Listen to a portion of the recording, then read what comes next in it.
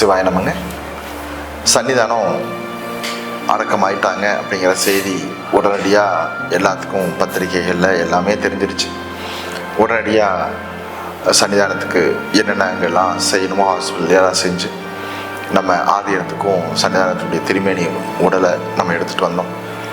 வந்ததுக்கப்புறம் எங்கள் முன்னாடியே நம்ம பூஜை மரத்துக்கு முன்னாடியே சன்னிதானத்தினுடைய திரு உடம்பு அங்கே வச்சு எல்லா தகவலும் தெரிஞ்சுது. அப்போயே மக்கள்லாம் வர ஆரம்பிச்சிட்டாங்க. இளவரச சாமிகளும் நானும் இருந்து தான் எல்லா காரியங்களையும் பார்த்துட்டு இருந்தோம். அப்போது மிகப்பெரிய ஒரு வருத்தம், பேர் இழப்பு அப்படின்னே சொல்லலாம். யாரெல்லாம் இரங்கல் செய்திகள் சொல்லிகிட்டே இருந்தாங்க. நம்ம பல சன்னிதானங்கள் எப்போவுமே சமய நல்லிணக்கத்துக்கு ரொம்ப முக்கியத்துவம் கொடுப்பாங்க.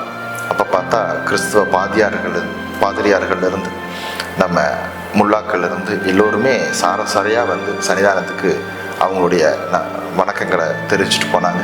அதெல்லாம் பார்க்கும்போது தான் எவ்வளோ அற்புதமாக சன்னிதானம் வாழ்ந்திருக்காங்க, அவங்க வாழ்க்கையே எப்படி சமுதாயத்திற்காகவும் சைவத்திற்காகவும் அவங்க கொடுத்துருக்காங்க அப்படின்னு அந்த ஒரு சந்தோஷத்துலேயே சன்னிதானத்தினுடைய திருமேனி உடல் பக்கத்துலேயே நாங்கள் இருந்தோம்.